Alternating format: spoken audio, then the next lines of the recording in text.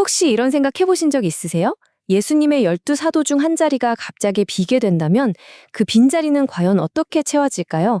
오늘은 바로 그 위기의 순간에 선택받은 인물, 성 마티아에 대한 이야기를 해보려고 합니다. 초기 그리스도교 역사에서 정말 중요하지만 어쩐지 자주 잊히곤 하는 이름이죠. 바로 이분입니다. 배신자 유다의 빈자리를 채우고 예수님의 12제자라는 그 신성한 원을 다시 완성하기 위해 부름받은 인물, 바로 마티아입니다. 그의 이야기는요, 어쩌면 모두가 아는 그 배신, 역사상 가장 악명 높은 배신자가 남긴 텅 빈 자리에서부터 시작됩니다. 자, 한번 생각해 보세요. 유다가 은화 30립에 스승을 팔아넘기고 비극적인 최후를 맞았잖아요. 남은 사도들은 그야말로 신앙 공동체의 뿌리가 흔들리는 엄청난 문제에 부딪힌 겁니다. 단순히 한 명이 없어진 게 아니라 12사도라는 상징적인 숫자가 깨져버린 거죠. 그때 사도들의 리더격이었던 베드로가 나섭니다. 약 120명의 제자들이 모인 자리에서 시편 9절을 인용하면서 이대로는 안 된다. 유다의 빈자리를 채워서 공동체를 바로 세워야 한다고 선언한 거죠. 그리고 그 새로운 사도의 가장 중요한 조건은 바로 예수님 부활의 증인이 되어야 한다는 거였습니다. 그렇다면 이렇게 중요한 12번째 멤버를 어떻게 뽑았을까요? 그 과정이 정말 독특합니다. 일단 자격 조건은 아주 명확했어요. 예수님께서 세례를 받으실 때부터 하늘로 오르실 때까지 그 모든 여정을 처음부터 끝까지 함께한 사람, 그야말로 살아있는 증인이어야 했죠. 이 까다로운 조건에 딱 맞는 두 사람이 후보에 오릅니다. 한 명은 유스투스라고도 불렸던 요셉, 그리고 다른 한 명이 바로 마티아였습니다.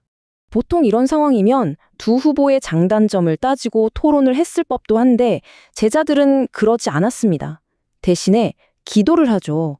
모든 것을 아시는 주님, 주님께서 직접 알려주십시오. 이 두 사람 중에 누가 주님의 뜻입니까? 하고 말이죠. 그리고 그들이 선택한 방법이 바로 제비뽑기였습니다. 이게 그냥 운에 맡기는 사다리 타기 같은 게 아니고요. 고대 사회에서는 인간의 사사로운 생각이나 욕심을 완전히 배제하고 오직 신의 뜻을 직접적으로 묻는 아주 신성한 방법으로 여겨졌습니다. 구약 성경에도 나오는 아주 오래된 전통이죠. 결과는 정말 운명적이었다고 해야 할까요? 제비는 마티아에게로 향했습니다. 놀랍게도 그의 이름 마티아는 히브리어로 하느님의 선물이라는 뜻이거든요. 정말 그 이름처럼 하느님의 선물처럼 선택된 순간이었던 거죠. 자, 이렇게 극적으로 12번째 사도가 된 마티아. 하지만 이야기는 여기서 끝이 아닙니다. 오히려 이제부터가 시작이죠.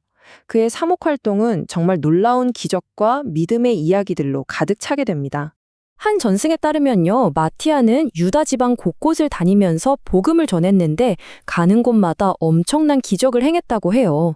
병든 사람을 고치고 심지어 죽은 사람까지 살렸다고 하니까 그의 이름이 얼마나 널리 퍼졌을지 짐작이 가시죠? 하지만 빛이 강하면 그림자도 짙어지는 법이죠.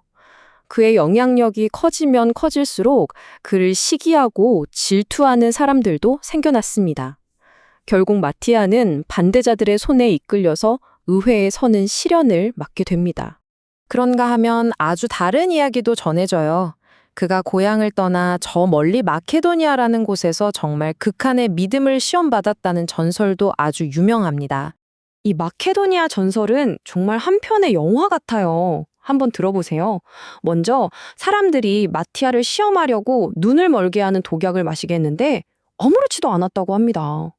여기서 끝이 아니에요. 오히려 그 독약 때문에 시력을 잃은 다른 250명의 사람들을 손을 얹어 다시 보게 해줬다는 거예요. 당연히 이걸 본 사람들은 그를 가만두지 않았겠죠. 고문하고 감옥에 가뒀는데 그날 밤 빛과 함께 주님이 나타나 그를 풀어줬다고 하고요. 심지어 마지막에는 끝까지 그의 설교를 거부하고 박해하던 자들 앞에서는 땅이 쩍 갈라져서 그들을 삼켜버렸다는 정말 엄청난 이야기까지 전해집니다.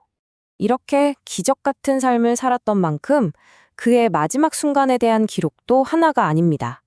마티아의 죽음, 즉 순교에 대해서도 크게 두 가지 이야기가 전해져 내려오고 있어요. 첫 번째 이야기는 그가 고향 유다에서 거짓 증인들의 모함으로 돌에 맞고 그 후에 로마 방식에 따라 도끼로 참수당했다는 겁니다. 또 다른 이야기에서는 그가 십자가형으로 순교했다고 전해지고요. 그의 유해가 어디에 모셔져 있는지도 기록이 서로 달라요. 한쪽은 독일 트리어에, 다른 쪽은 로마의 성모 마리아 대성전에 안치되었다고 하죠. 그의 마지막 순간이 정확히 어땠는지는 역사의 안개 속에 있지만 한 가지는 분명합니다. 마티아라는 인물이 남긴 의미 말이죠. 그는 배신이라는 가장 어두운 빈자리를 채운 선한 사람이었고 또 누가 알아주지 않아도 묵묵히 자기 길을 걸었던 겸손과 믿음의 상징으로 우리 기억 속에 남아 있습니다. 사도로 부름받기 전까지는 사실 이름도 잘 알려지지 않았던 평범한 제자였을지 모릅니다. 그런 그가 어떻게 그리스도교의 역사를 잇는 중요한 사도가 될 수 있었을까요? 예기치 않은 부름에 믿음으로 응답했던 마티아의 삶, 그의 이야기는 오늘을 살아가는 우리에게 어떤 울림을 주고 있을까요?